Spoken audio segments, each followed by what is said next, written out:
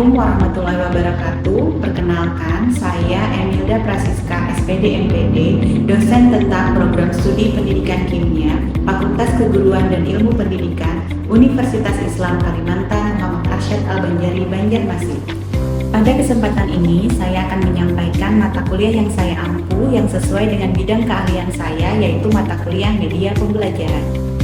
Mata kuliah ini ditunjukkan untuk mahasiswa pendidikan kimia semester 3 dengan kode mata kuliah MDK 3305 berbobot 2 SKS.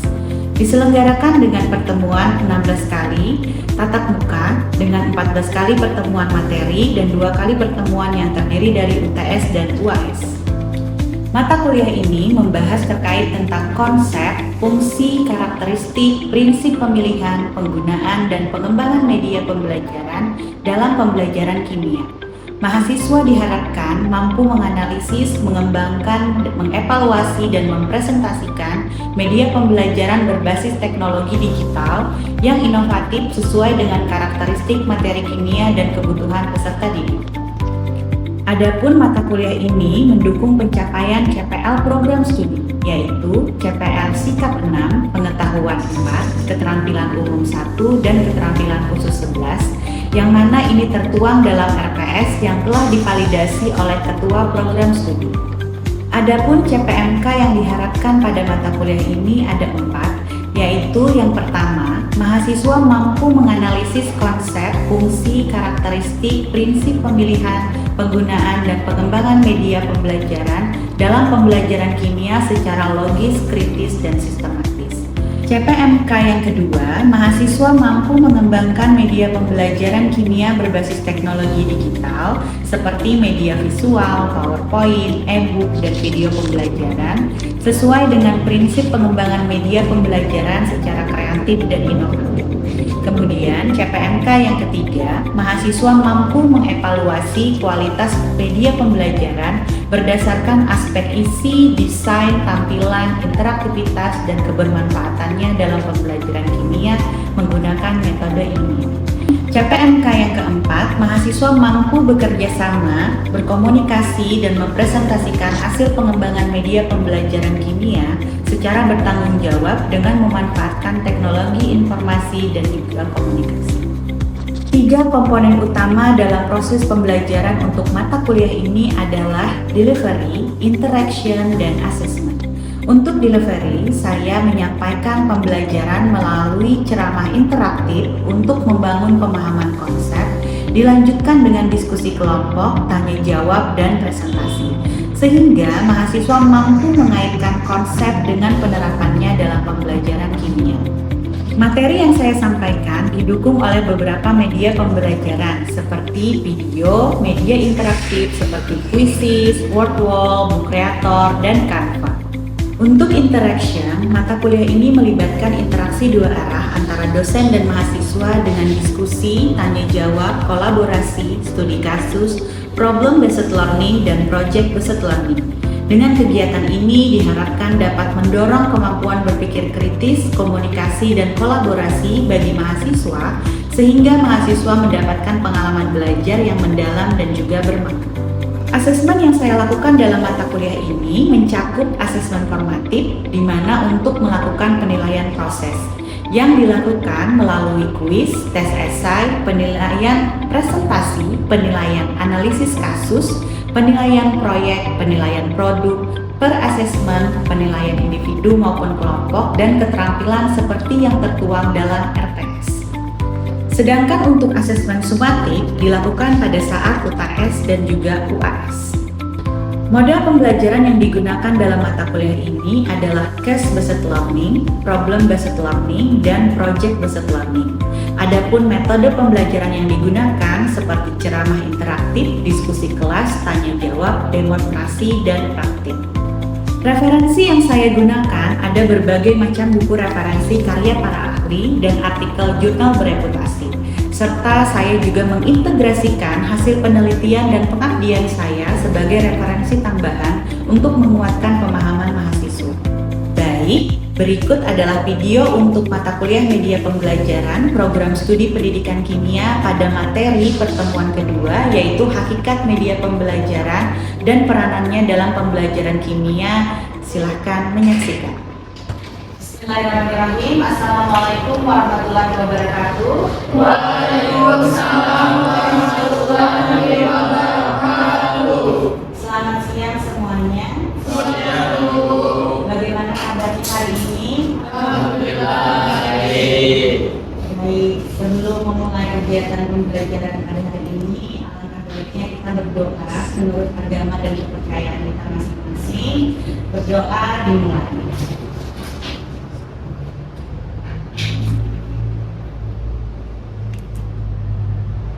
Berdoa selesai. Siapa yang tidak hadir pada hari ini? Ego, kenapa dia tidak?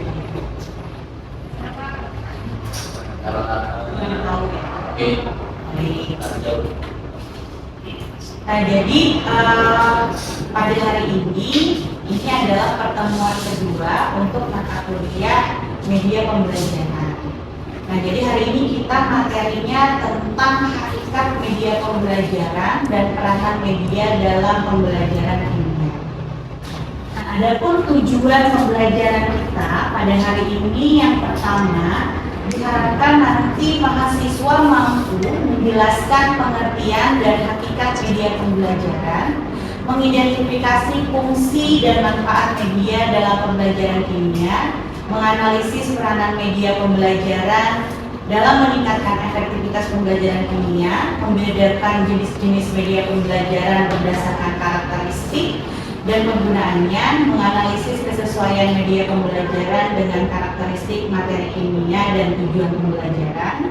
Kemudian yang terakhir, menentukan serta memberikan contoh penerapan media pembelajaran yang tepat pada materi kimia disertai alasan pemilihannya. Sekarang coba kalian pikirkan, kenapa materi seperti struktur atom, ikatan kimia, bentuk molekul itu lebih sulit dipahami kalau gurunya itu hanya menjelaskan menggunakan ceramah. Kira-kira kenapa? Terlalu abstrak. Baik. Selain terlalu abstrak, kira-kira materi struktur atom, ikatan kimia, bentuk molekul itu materi yang seperti apa? Sudah belajar kimia dasar kan ya? Sudah. Berarti kan sudah tahu materi struktur atom, ikatan kimia, bentuk molekul itu seperti apa? Sekarang selain materinya terlalu abstrak, Perlu banyak gambar itu. perlu banyak gambar. Berarti harus bisa memvisualisasikan, ya kan? Nah, jadi kalau materi itu dia sifatnya visual, abstrak, itu kan kita kalau hanya ceramah kira-kira tidak akan mudah dengan paham, ya kan? Tidak mudah paham, gitu. Makanya sulit dipahami dan hanya menjelaskan dengan. Nah, sekarang coba kalian simak video, jadi itu ada 2 video. Ini materinya tentang sama-sama teori atom.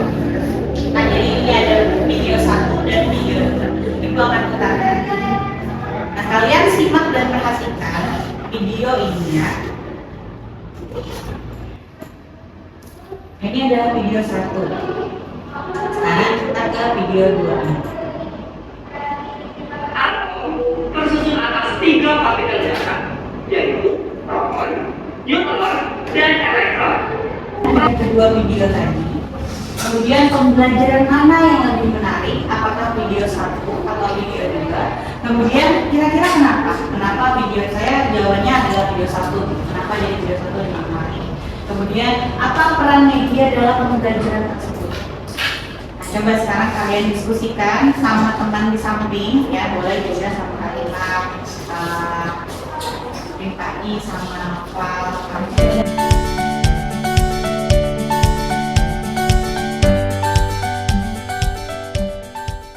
Baik, sudah selesai diskusinya? Sudah. Baik, sekarang coba dari kalian, sekali siapa yang mau menyampaikan dulu? Perbedaan dari kedua video itu apa kira-kira? Dari Jamila. Mungkin dari perbedaan kedua video tersebut, dan dari pertama itu suaranya kurang jelas, dan kalau soal penjelasannya oke, tapi itu kurang adanya media kayak visual gitu. Contoh yang ada di si penjelasan tadi, dan itu kurang interaktif. Nah, kalau video kedua itu dia lebih interaktif dan penjelasannya jelas dan lebih HD, terus ada juga visual dari materi tersebut. Jadi itu lebih mudah dipahami mungkin untuk mahasiswa dan anak-anak bersama. Sebelum kita mengetahui lebih mendalam terkait dengan hakikat media pembelajaran, kita harus tahu dulu apa sih media pembelajaran itu, gitu ya. Nah, jadi ada beberapa pandangan dari para ahli terkait dengan media pembelajaran atau definisinya. Tidak semua alat itu bisa kita katakan sebagai media pembelajaran. Karena kenapa? Karena yang namanya media pembelajaran itu dia harus digunakan berdasarkan sistem pembelajaran yang terintegrasi dalam proses pembelajaran. Artinya kita harus berencana. Nah, contohnya misalnya kayak papan tulis. Nah, papan tulis ini kalau misalnya kita tidak gunakan untuk menyampaikan informasi pembelajaran, dia tidak bisa dikatakan sebagai media pembelajaran, ya kan? Nah, tapi kalau misalnya papan tulis ini kita gunakan untuk menyampaikan terkait dengan informasi pembelajaran, misalnya tentang materi sistem atau misalnya kemudian tentang molekul misalnya, itu maka bisa dikatakan sebagai media pembelajaran. Tapi kalau misalnya tidak digunakan untuk menyampaikan informasi pembelajaran, maka dia tidak bisa dikatakan sebagai media pembelajaran. Paham? Paham ya maksudnya ya? Dalam memilih media itu kita perlu mempertimbangkan apa tujuan pembelajarannya, kemudian bagaimana karakteristik materinya, karakteristik peserta didik, fasilitas sekolah, waktu dan juga biaya, itu perlu kita pertimbangkan ketika kita memilih. Karena kan tadi ada beberapa jenis media pembelajaran. Apa saja tadi? Jenis-jenisnya.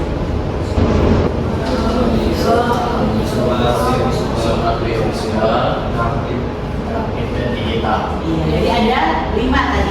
Ada media visual, media audio, audio visual, media interaktif dan juga media digital. Nah, jadi kita tuh bisa saja menggunakan berbagai macam media selama kita mengajar, tetapi kita perlu mempertimbangkan apa tujuan pembelajarannya, ya. Jadi kira-kira cocok nggak nih untuk materi tadi menggunakan media visual misalnya. Kemudian bagaimana karakteristik materinya. Nah, kalau misalnya kita mau menghitung rumus misalnya, kita mau perhitungan, kan kita nggak mungkin tuh hanya memvisualisasikan saja, kan harus dibantu dengan menjelaskan juga bagaimana langkah-langkahnya, ya kan?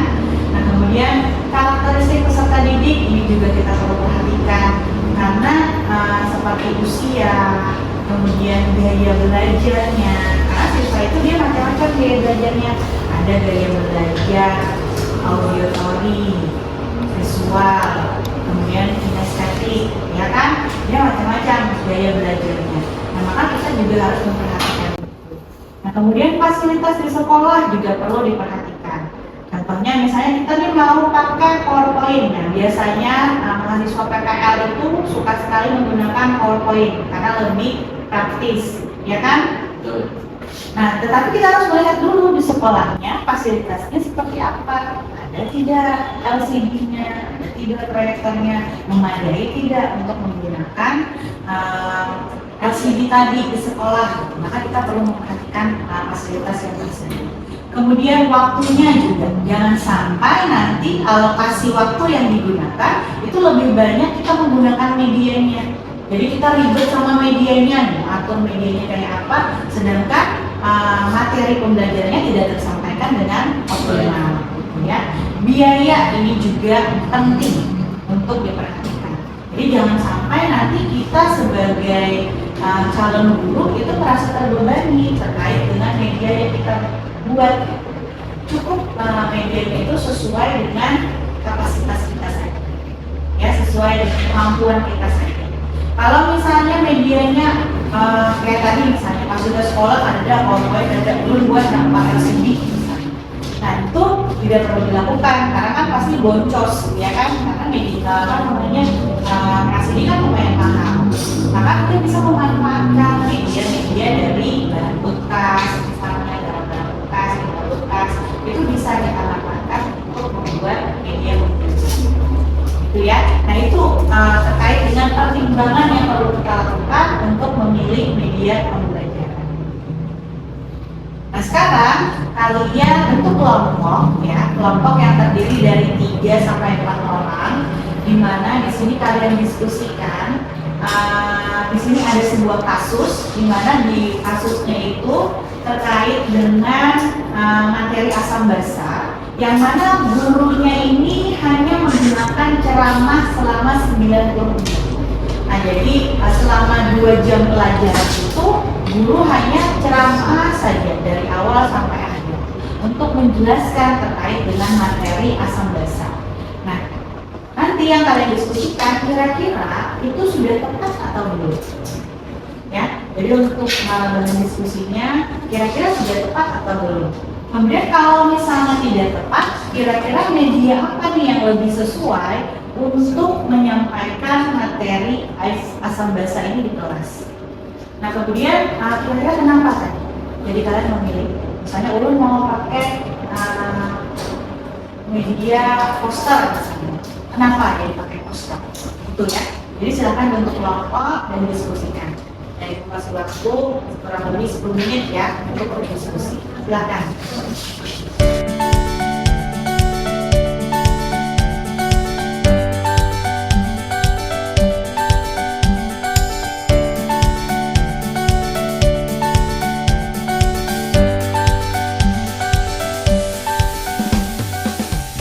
Selesai diskusinya? Sudah Bu. Baik, sekarang kita akan mempresentasikan hasil diskusi yang sudah kalian lakukan. Ini silakan perwakilan kelompoknya, mungkin dari kelompok 1 dulu untuk maju ke depan. Assalamualaikum warahmatullahi wabarakatuh. Waalaikumsalam warahmatullahi wabarakatuh. Saya perwakilan dari kelompok 1, kelompok saya atas nama Nopal Marayahan, Muhammad Raya, dan Mardiana, dan atas nama saya sendiri Novia. Jadi materinya tadi tentang asam basa, guru hanya menggunakan ceramah selama 90 menit.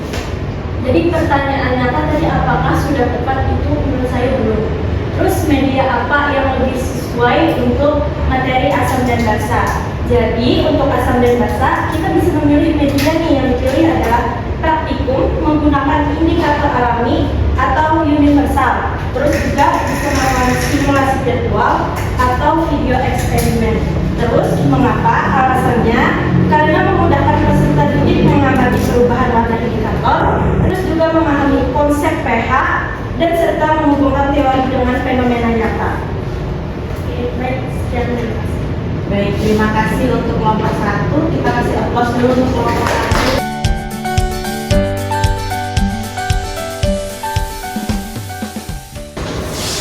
Nah, jadi ini adalah hasil diskusi kalian terkait dengan materi kimia ya. Jadi ada materi struktur atom, ikatan kimia, reaksi. Nah, kalau struktur atom itu bisa menggunakan animasi atau simulasi interaktif, kayak contohnya PET atau model atom tiga dimensi. Alasannya membantu memvisualisasikan struktur atom yang bersifat abstrak sehingga peserta didik lebih mudah memahami susunan partikel penyusun atom. Nah, jadi secara umum ini sudah sesuai ya terkait dengan media yang dipilih berdasarkan dengan karakteristik dari materi kimianya, baik itu struktur atom, ikatan kimia, reaksi. Karena kan kalau misalnya struktur atom kita memilih animasi atau simulasi atau model atau tiga dimensi, itu bisa membantu memvisualisasikan, ya kan? Karena kan atom itu mikroskopik, ya kan? Dia kecil, tidak bisa kita lihat dengan kasat mata. Maka dengan bantuan adanya simulasi atau model atom itu, maka akan memudahkan siswa kita terkait dengan susunan partikel atom itu seperti apa. Jadi sebagai calon guru ya, ini kan calon guru. Nah, jadi kita itu harus terus mengasah kompetensi kita di dalam memilih media pembelajaran. Nah, sekarang pertanyaannya, kira-kira media pembelajaran yang canggih tadi, ini kan tadi memilih media pembelajarannya yang canggih, ya kan, pakai video, pakai 3 dimensi, kemudian simulasi PET. Nah, media-media yang canggih ini kira-kira apakah selalu membuat pembelajaran kimia itu lebih efektif? Saya Bu. Ya, silakan. Menurut saya tidak selalu. Menurut saya efektivitas media pembelajaran itu tidak selalu bergantung dengan seberapa canggih teknologi media tersebut, tetapi seberapa sesuai media tersebut dengan apa yang kita pelajari itu. Contoh, karakteristik mahasiswanya, seberapa sesuai media itu dengan karakteristik mahasiswa, dan seberapa sesuai media tersebut dengan karakteristik materi yang kita pelajari. Terima kasih. Untuk jawabannya kita kasih aplaus dulu. Sampai di sini, apakah ada yang mau ditanyakan terkait dengan materi yang sudah Ibu sampaikan? Ya, silakan Rosita. Media yang dipakai tadi udah sesuai Bu, tapi hasil belajarnya peserta didik masih rendah Ibu. Jadi menurut Ibu, faktor apa yang menjadi penyebab hasil belajarnya masih rendah, tapi udah menggunakan semua media dan medianya udah sesuai gitu? Kira-kira faktor apa penyebabnya? Pertanyaan yang bagus sekali ya, terkait dengan kira-kira medianya ini sudah sesuai, tetapi ternyata hasil belajarnya belum optimal. Kira-kira kenapa? Nah, jadi sebenarnya pembelajaran itu belum optimal, banyak sekali faktor yang mempengaruhi. Ya. Karena perlu diingat ya, itu media pembelajaran itu hanya salah satu komponen dalam proses pembelajaran. Jadi hanya salah satu komponen. Jadi faktor penyebabnya itu bisa metode pembelajaran yang dipilih kurang pas, kemudian penguasaan materi dari gurunya juga kurang menguasai materi. Karena kan walaupun media tadi ada, kita tetap harus menjelaskan. Jadi salah satu keterampilan guru itu kan menjelaskan bagaimana dia menjelaskan materi supaya materi itu dapat mudah dipahami oleh siswanya. Maka itu juga salah satu faktor. Jadi guru itu juga menjadi salah satu faktor dan yang menyebabkan hasil belajar itu kurang efektif. Baik, ini adalah hasil dari refleksi pembelajaran kita pada hari ini terkait dengan materi hakikat media pembelajaran dan peranan media pembelajaran terhadap pembelajaran kimia. Di mana hari ini saya belajar bahwa media belajar yang canggih itu tidak selalu benar. Tapi media belajar yang efektif adalah media yang sudah disesuaikan dengan karakteristik materi, karakteristik peserta didik. Media yang paling ingin saya gunakan menjadi guru adalah media visual berupa 3 dimensi, karena media ini memudahkan siswa membayangkan atau memvisualisasikan materi. Oke, bagus sekali ya terkait dengan refleksi yang digambarkan oleh teman kita. Kesimpulan bahwa media pembelajaran itu tadi bukan hanya alat bantu mengajar, walaupun dia berupa alat atau sarana, tetapi dia tidak hanya sebagai alat bantu saja, tetapi merupakan bagian integral dari proses pembelajaran yang membantu peserta didik memahami konsep-konsep kimia secara lebih bermakna melalui pemilihan media yang tepat sesuai dengan karakteristik materi dan tujuan. Nah, jadi yang perlu kalian ingat, media pembelajaran itu dia di dalam pembelajaran kimia peranannya untuk membantu memvisualisasikan, menyampaikan konsep gitu ya, supaya siswa tadi paham terkait dengan konsep pembelajaran ini.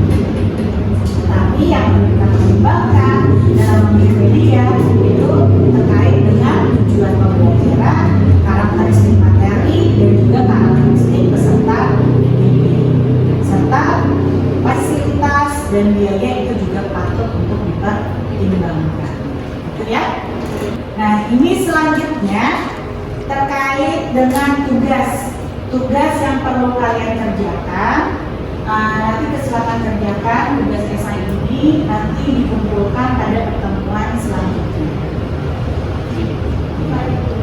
Nah, nanti tugas ini juga juga akan Ibu bagikan di Google Classroom, jadi silakan nanti diakses ya dan dikumpulkan tepat waktu. Karena salah satu kriteria penilaian dalam penugasan itu adalah ketepatan dalam pengumpulan tugas.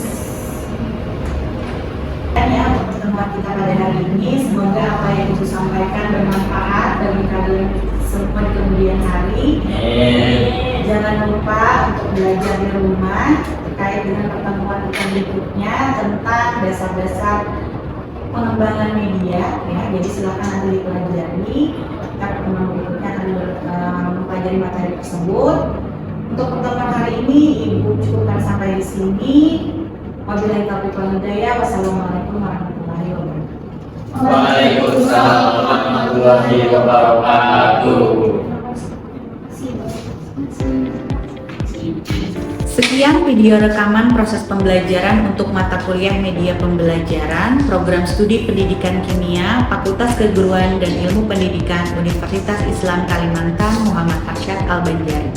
Video ini digunakan sebagai salah satu syarat penyusunan dokumen pernyataan diri dosen dalam unjuk kerja Tridharma Perguruan Tinggi atau PDD UKT-PT Sertifikasi Dosen Gelombang 1 tahun 2026. Semoga dengan adanya video ini bisa menjadi pertimbangan yang baik dalam proses penilaian sertifikasi dosen gelombang 1 tahun 2026. Akhir kata, saya ucapkan terima kasih. Wabillahi taufiq wal hidayah. Wassalamualaikum warahmatullahi wabarakatuh.